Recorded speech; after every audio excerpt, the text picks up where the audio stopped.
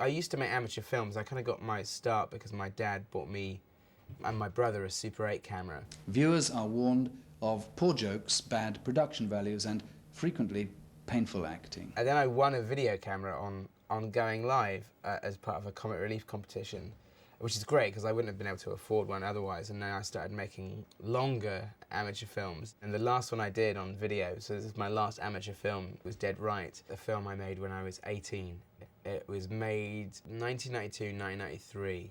I just left sixth form in Wells, Somerset, and I was at Art College at Bournemouth, and when I went back to Somerset in my holidays, I would carry on making this film. So, you gonna ask me why they call me Dirty Barry? Dead Right was my attempt at doing a Dirty Harry film. In fact, the title, Dead Right, is the working title for Dirty Harry. I know what you're thinking, punk. You're thinking, did he fire 6 shots or only 5? It was fun sort of trying to kind of do like a cop film, especially because we didn't really have the cars or the fashion. I would write a script. There would only be one draft. I don't think up until kind of, you know, sort of Space and Shaun of the Dead, I don't think I'd ever worked on anything that had more than one draft. And it kind of shows. Think I'll improvise the script from now on? It was crap anyway.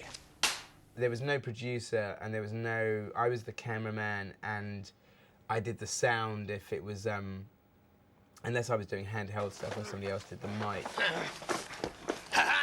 So behind the scenes, I'd be editing, doing the camera work, doing the sound, producing it, so to speak, buying the props, buying the tape stock, which would probably be the most expensive aspect of it.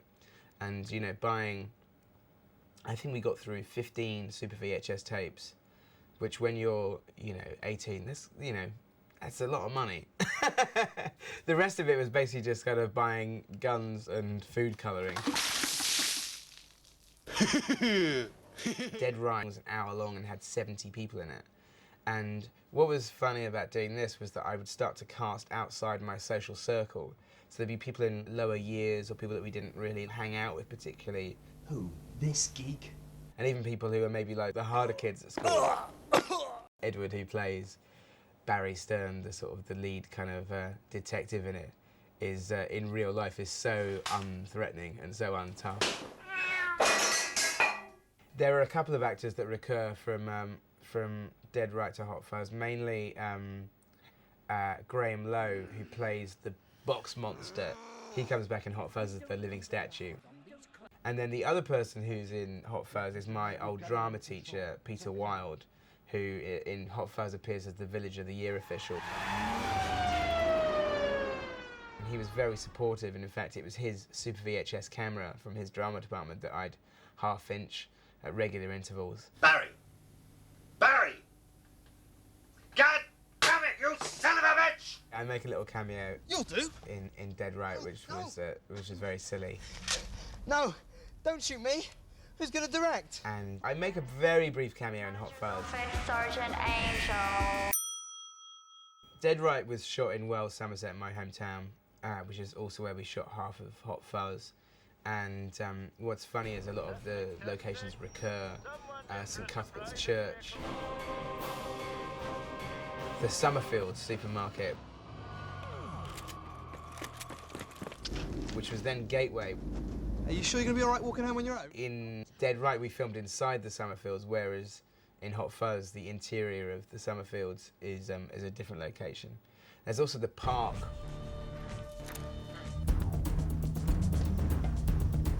I think with the style of it, there's a lot of things that I kind of, you know, sort of in the 14-year gap between this and Hot Fuzz have been endlessly trying to perfect of like transitions. And wipes.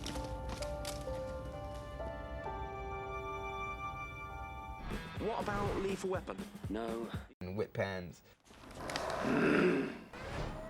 At that time I was watching lots of things like Raising Arizona and Goodfellas and just trying to sort of recreate tracking shots or trying to work out how to do like a sort of, you know, like a contra zoom by sort of like pushing in on a dolly and zooming out and, you know, just trying to work out all of those shots, like doing some shots with having seen a documentary about the Evil Dead and how they made their shaky cam with a big plank of wood.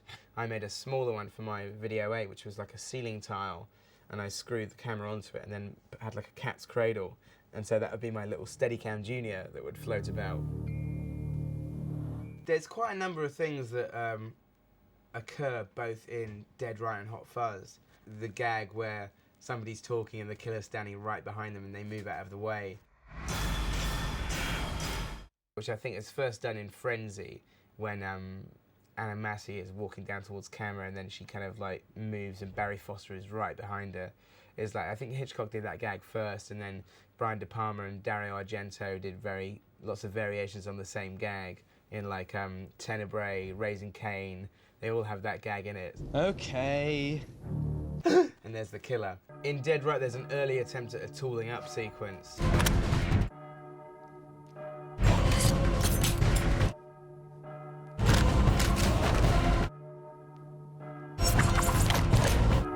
Two victims, one partner. Payback. The other thing about Dead Right that, like, watching it again, that really makes me laugh is the fact there's no sound effects in it at all. And the thing that now, Hot Fuzz, we went completely kind of overboard with, like, sort of every single thing has, like, big sound effects to make it sound like an action film.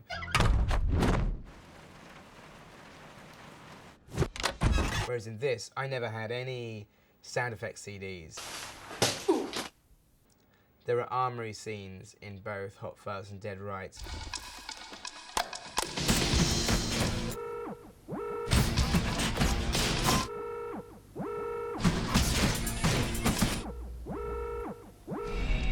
With the power of Grayskull. Yes. And this was subconscious. I didn't really think about it until until we started writing again. But the gag about a hostage situation, somebody saying, "Throw your gun over here," and the person just throwing it.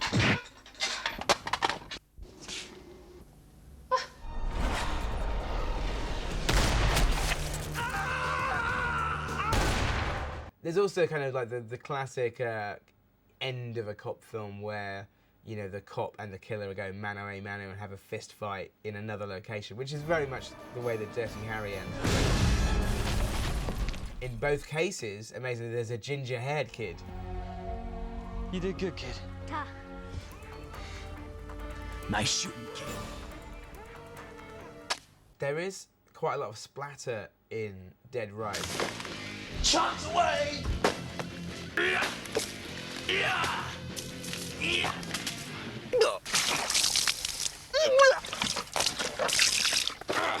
Which is something which later comes up in Hot Fuzz.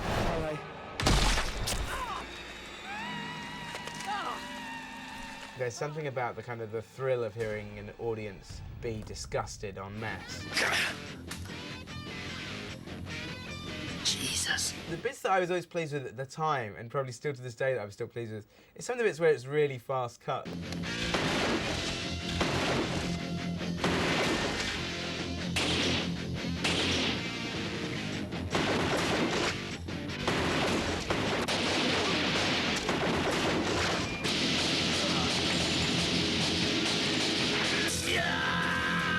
The one bit that I do really like, just in terms of it makes me laugh every time I watch it, is the last bit when they're sort of running after the little gun flying through the air.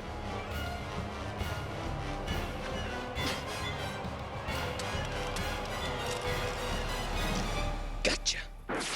There's lots of kind of like what now feels, I was going to say what now feels painful. It was probably painful then, sort of like self-reflexive humour about the sort of the structure of cop films and genre films. In these type of films, doesn't the partner normally die? And there's one line about, are we going to have a car chase? No. Come on, this is a British film. There was a little wave of like sort of like substandard British thrillers that I used to think were quite pathetic, sort of, and trying to kind of take on the Americans at their own game and failing miserably.